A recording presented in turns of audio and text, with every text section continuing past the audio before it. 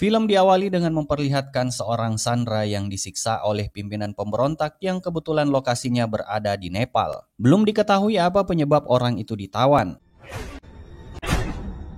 Namun di sisi lain tanpa diduga, tim Expendables yang dipimpin oleh Barney Ross sedang menuju lokasi untuk melakukan penyelamatan target sandera. Tanpa rasa takut dan tanpa ragu-ragu, Barney menerobos masuk ke markas pemberontak tersebut. Selain Barney Ross si pemimpin, ia juga dibantu oleh Lee Christmas si ahli pisau, Yin Yang si ahli bela diri tangan kosong, Gunnar Jensen ahli senjata berat, Hell Caesar si King Kong brutal, dan terakhir ada Tolrod si ahli taktik. Here we go!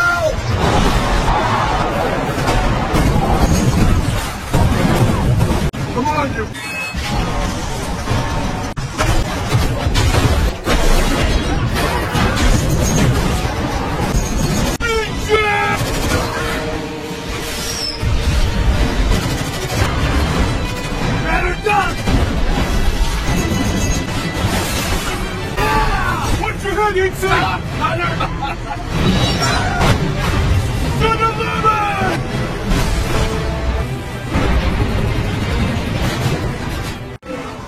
Dengan ciri khas tim mereka yang brutal, akhirnya satu persatu dari pemberontak itu berhasil dihabisi oleh mereka.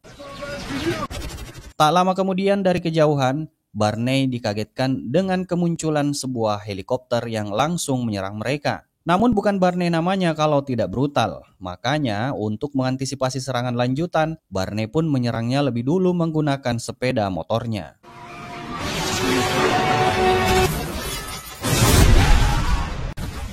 Sementara itu di dalam markas ternyata Caesar, Ying, dan Gunnar sudah melakukan aksinya lebih dulu. Dan dengan mudahnya mereka menghabisi para pemberontak tersebut.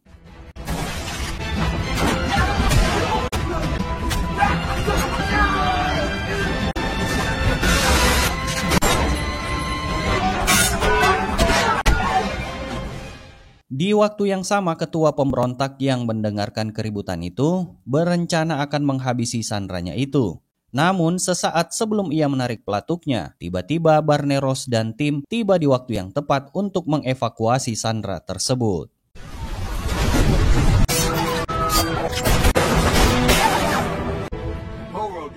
Betapa terkejutnya mereka ketika mengetahui bahwa tawanan itu adalah Trench, yang juga dulunya adalah anggota tim Expendables. Untuk itu Barney pun bertanya kepada Trench mengapa ia bisa tertangkap. Trench pun menjelaskan bahwa ia ditangkap saat ia berusaha menyelamatkan seorang miliarder asal Cina. Mendengar hal itu, Barney sedikit terkejut karena ternyata ia juga mendapat tugas yang sama, yaitu menyelamatkan miliarder tersebut. Di tengah perbincangan mereka itu, Lee memperingatkan Barney bahwa waktu mereka sudah melewati lebih dari 20 detik dari rencana awal. Mendengar hal itu, seluruh tim segera bergegas untuk kabur.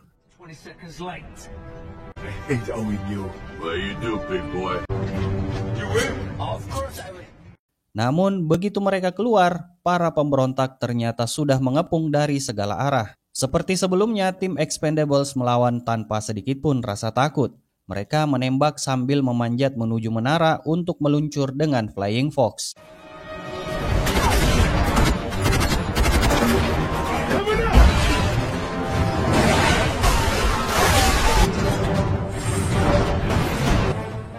Sementara itu, Trench yang sudah memiliki rencananya sendiri memilih untuk pergi seorang diri. Namun sayangnya Barney dan Lee harus terjatuh ke dalam hutan, sementara anggota tim lainnya berhasil mencapai sebuah danau.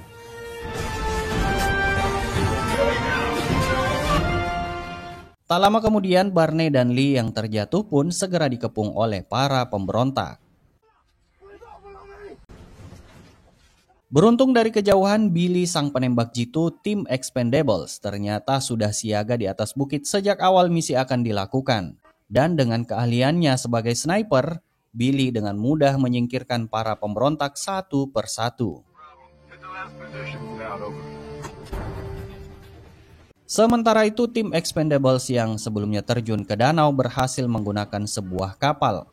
Namun mereka dikejar oleh para pemberontak yang juga menaiki kapal. Dari kejauhan, Billy terus memberikan perlindungan dengan tembakan akuratnya.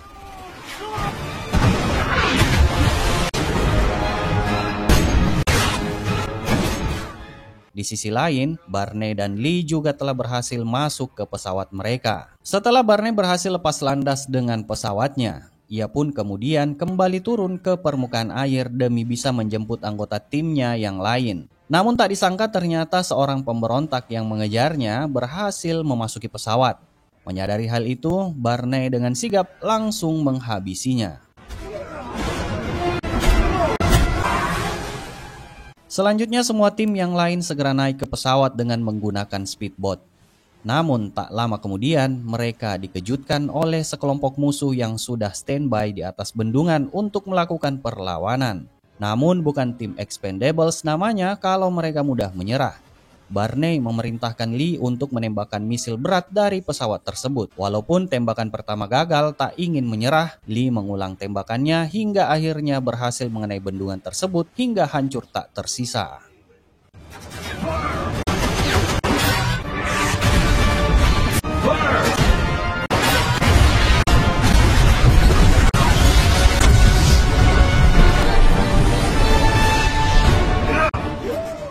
Setelah situasi aman, Barney kembali menerbangkan pesawatnya untuk menjemput Billy.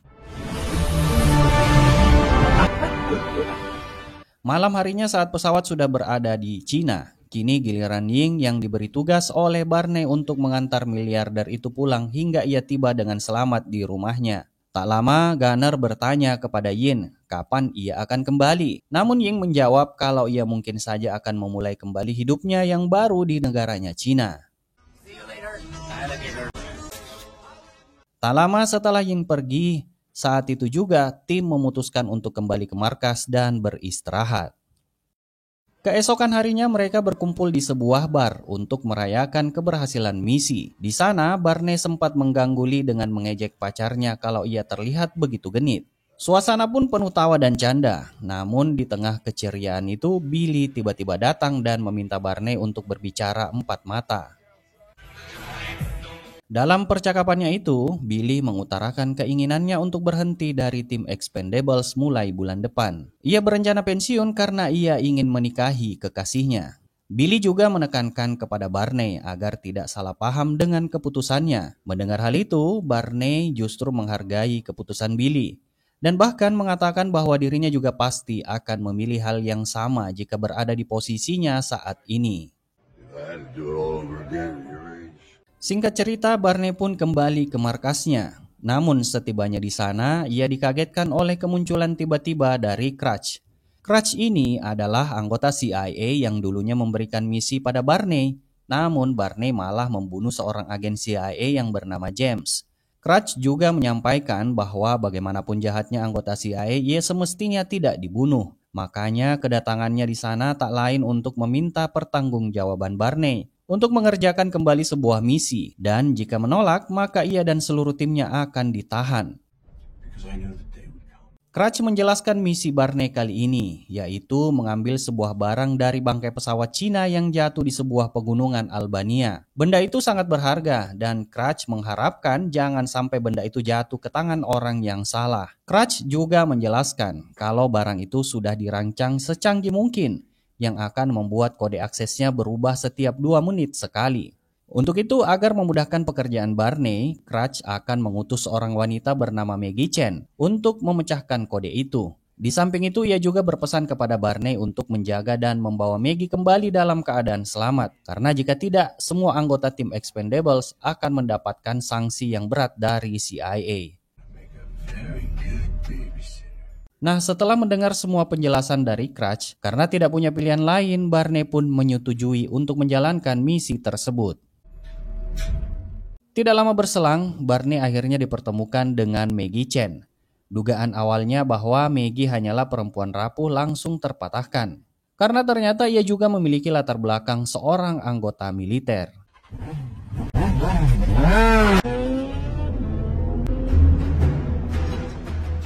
Keesokan paginya, Maggie ikut bergabung bersama tim Expendables menuju sebuah pegunungan di Albania.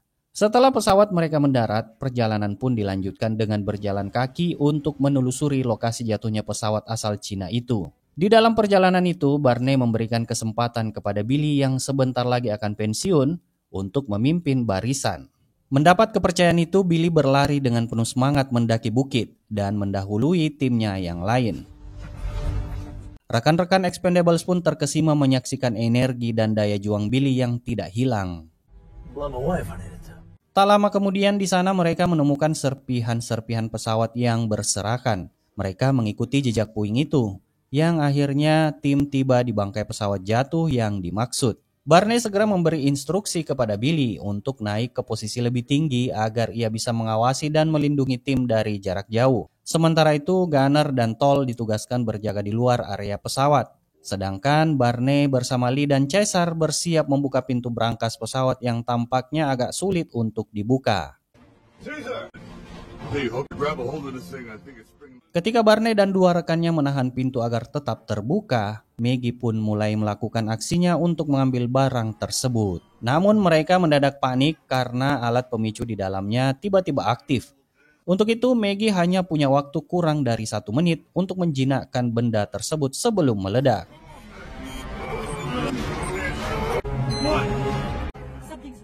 Dengan teliti Maggie berusaha menonaktifkan sistem pemicu. Barney yang tampak kelelahan menahan pintu terus mendesaknya agar segera menyelesaikannya. Sementara Caesar pun yang hampir kehilangan tenaganya. Namun, tepat sebelum ledakan terjadi, Maggie berhasil mematikan pemicu dan langsung mengamankan barang berharga yang diincarnya. Begitu mereka berhasil keluar, tanpa disadari, tim Expendables sudah dikepung oleh sekelompok orang bersenjata yang menamakan kelompok mereka Sangs. Ternyata kelompok ini juga mengincar barang yang baru saja berhasil ia dapatkan. Si pemimpin mereka yang bernama Jin maju ke depan bersama tangan kanannya Hector. Jin yang telah menangkap Billy yang sebelumnya berada di atas bukit meminta Barney dan timnya untuk membuang senjata mereka. Namun Barney menolaknya. Hal itu membuat Jin kesal dan memerintahkan Hector untuk menyayat dada Billy sebagai peringatan. Jadi karena tidak ada pilihan lain, terpaksa Barney mengikuti perintah mereka.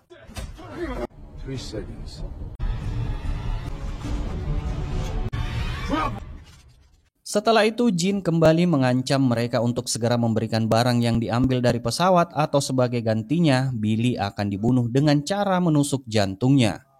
Mendengar itu Maggie panik dan ingin langsung menyerahkan barang tersebut. Namun Lee segera menghentikannya. Ia meminta Maggie memberikannya pada dirinya dulu dan Lee sendiri yang akan memberikannya. Namun bukannya menyerahkan dengan baik, Lee justru melempar barang itu ke tanah. Cara itu sengaja dilakukan untuk merendahkan Jin dan kelompoknya. Jin dan kelompoknya tidak terima dengan cara Lee melempar barang tadi. Mereka memaksa Lee untuk mengambilnya kembali dan menyerahkannya dengan cara yang lebih sopan.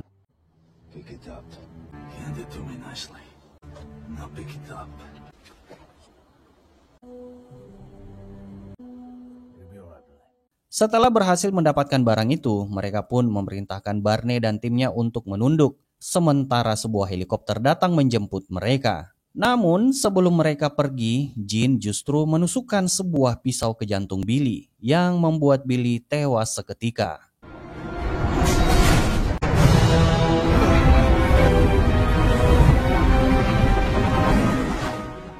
Kematian Billy membuat Barney sangat terpukul dan dipenuhi rasa frustasi.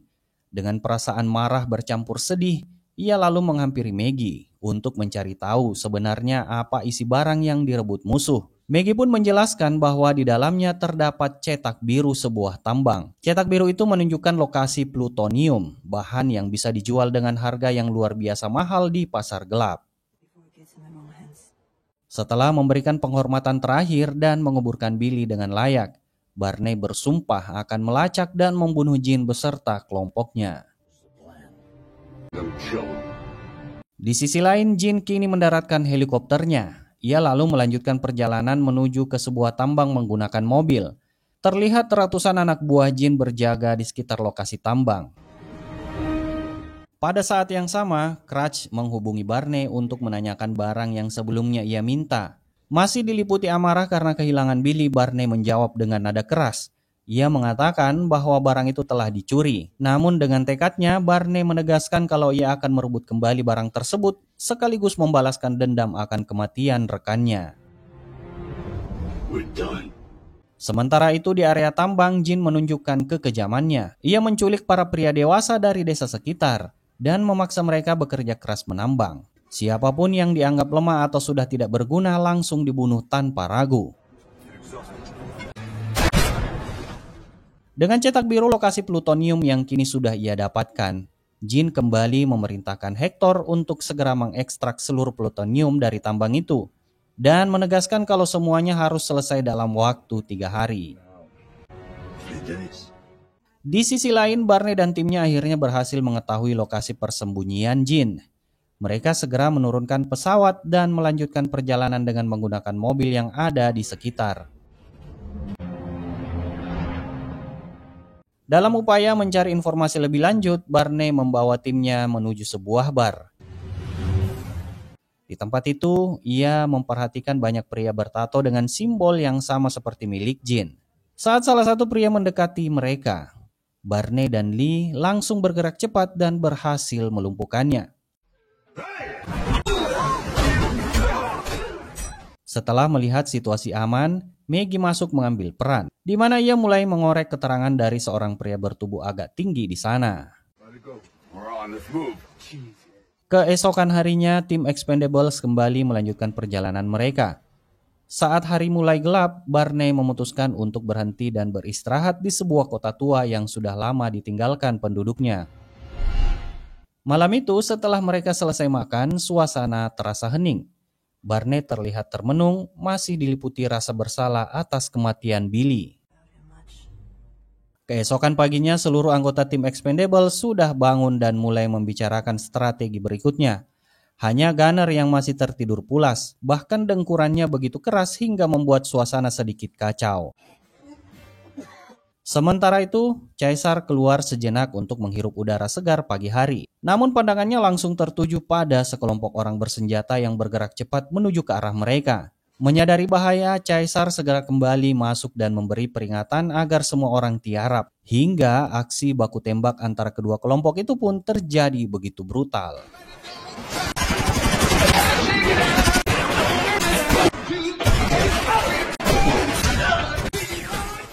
Pertempuran semakin sengit ketika kelompok bersenjata itu mengeluarkan sebuah tank baja. Tim Expendables pun terdesak. Namun tepat di saat kritis itu, tiba-tiba muncul seorang yang membantu mereka melumpuhkan musuh.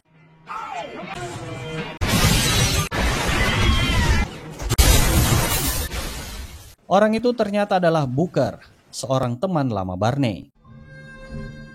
Setelah pertempuran usai, Barney mengajaknya bergabung untuk menghadapi kelompok Sangs. Tetapi Booker menolak karena ia sudah terbiasa bekerja sendirian. Meski begitu, Booker tetap memberi saran. Ia menyuruh Barney dan timnya pergi ke sebuah desa di ujung jalan. Karena para warga di sana sangat membenci kelompok Sangs. Tanpa membuang waktu, tim Expendables segera menuju desa yang dimaksud Booker. Namun begitu mereka tiba, suasana langsung ricuh. Para perempuan desa yang menjaga kampung itu tiba-tiba menembaki mereka. Karena mengira Barney dan timnya adalah bagian dari kelompok Sangs. Begitu menyadari bahwa Barney dan timnya bukan bagian dari Sangs, seorang perempuan desa segera menghentikan tembakan dan meminta maaf. Ia kemudian menceritakan betapa besar kebencian mereka terhadap kelompok tersebut. Dahulu, Sangs pernah datang dengan janji memberi pekerjaan bagi para pria di desa. Namun setelah mereka dibawa pergi, tak seorang pun yang pernah kembali. Karena itulah para penduduk yang tersisa kini memohon kepada Barney agar mau menolong mereka melawan kekejaman Sangs. We have our own business with them. You saw the children. Let's go. Sementara itu di lokasi tambang, Hector melaporkan pada Jin bahwa sebagian plutonium sudah berhasil ditemukan. Tidak lama kemudian pasukan Sangs bergerak menuju desa. Mereka berniat menculik para remaja yang tersisa. Bahkan mencoba menyeret pendeta dari gereja. Namun tanpa mereka sadari sosok pendeta itu sebenarnya adalah Lee yang sedang menyamar. Begitu para anggota Sangs mendekat, Lee langsung menunjukkan keahliannya. Dengan gerakan cepat dan presisi ia melumpuhkan mereka satu persatu.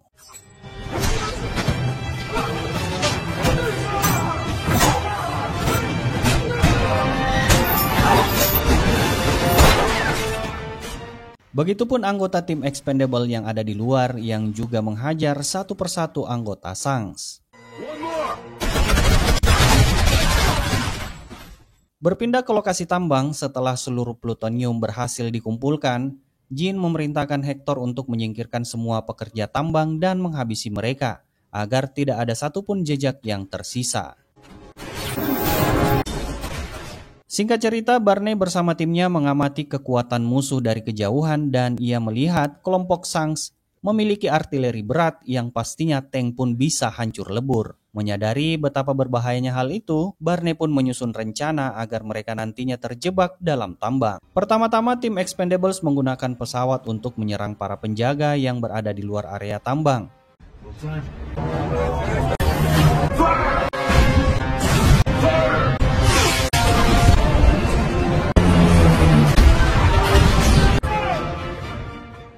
Setelah barisan luar berhasil dilumpuhkan, Barney mengarahkan pesawatnya langsung ke tambang dan menabrakkannya ke sana. Begitu masuk, mereka segera bergerak cepat untuk menghabisi para anggota Shanks yang bersiap mengeksekusi para tawanan.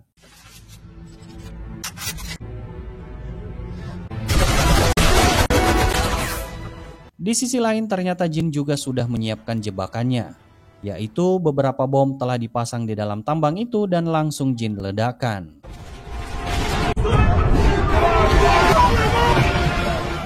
Akibat ledakan bom tersebut, tim Expendable bersama para warga harus terjebak di dalam tambang. Tak lama, Gunner yang memiliki ide mencoba meracik sebuah bom sederhana dari bubuk mesio dan asam sulfat, yang mungkin hal itu bisa menghancurkan dinding tambang. Namun sayang setelah ia mencoba, bomnya ternyata tidak meledak. Di saat genting itulah, tiba-tiba dinding tambang hancur dari luar. Ternyata sosok yang datang adalah Trench, yang datang membantu sebagai balas budinya kepada Barney karena sudah menolongnya. Sementara itu, para warga yang berhasil keluar dari tambang merasa sangat bahagia, karena akhirnya bisa terbebas dan bisa kembali berkumpul dengan keluarga mereka.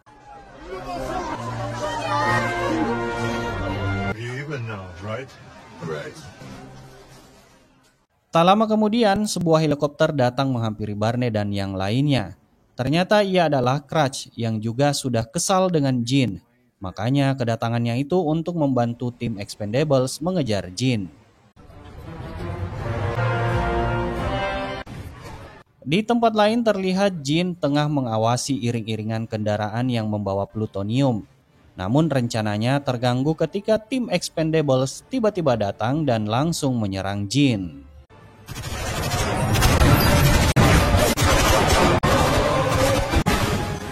Jin berhasil lolos dari serangan mendadak itu dan segera melarikan diri menuju bandara. Setibanya di sana, ia langsung memerintahkan anak buahnya untuk mengangkut peti-peti berisi plutonium ke dalam pesawat. Sementara ia bersama beberapa orang kepercayaannya bersiap menghadang Barney dan timnya. Dengan formasi yang lengkap, tim Expendables dengan mudah menekan kelompok Shanks. Hingga tak lama kemudian kehadiran Booker yang ikut membantu membuat kelompok Shanks tambah kewalahan.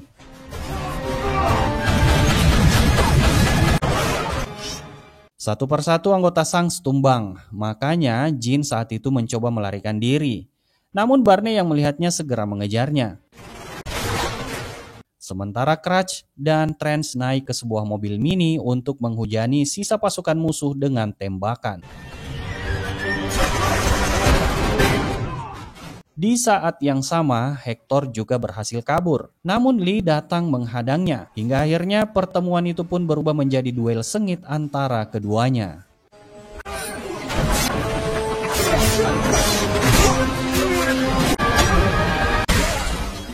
Meskipun Lee sedikit kewalahan, namun ia berhasil mengalahkan Hector. Sementara itu, Barney yang bersama Maggie saat itu meminta Maggie untuk tetap standby di luar dan berpesan kepada Maggie jika seandainya setelah ia masuk dan saat keluar bukan ia yang muncul, jangan ragu untuk melepaskan tembakan karena dipastikan itu adalah Jin.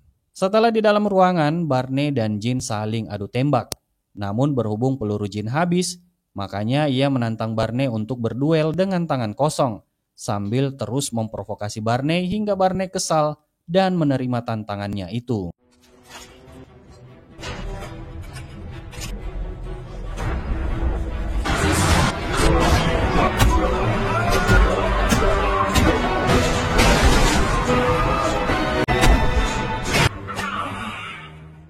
Di awal pertarungan itu jelas kalau Barney agak kesulitan menghadapi Jin hingga dirinya hampir saja tewas. Tak berhenti di situ, Jin masih saja terus memprovokasi Barney akan cerita tentang kematian Billy, hingga membuat Barney tambah emosi dan saat ada celah, Barney dengan brutalnya menghajar Jin hingga ia tewas tanpa ampun.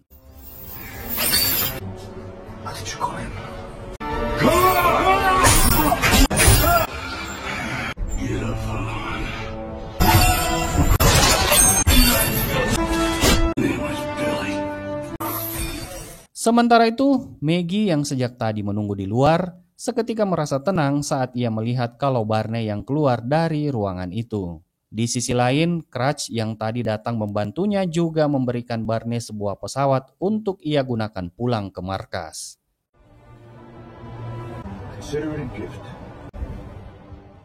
Scene berpindah yang memperlihatkan pacar Billy yang ada di Prancis. Ia mendapatkan sebuah kiriman berupa uang dan surat belasungkawa dari Barney. Sementara itu terlihat juga tim Expendables yang sedang merayakan kemenangannya dengan tradisi cheese-nya untuk menghormati pengorbanan sahabatnya Billy. Dan dengan begitu film pun selesai. Terima kasih sudah menonton, semoga kalian terhibur. Sampai jumpa di alur film seru lainnya and bye-bye.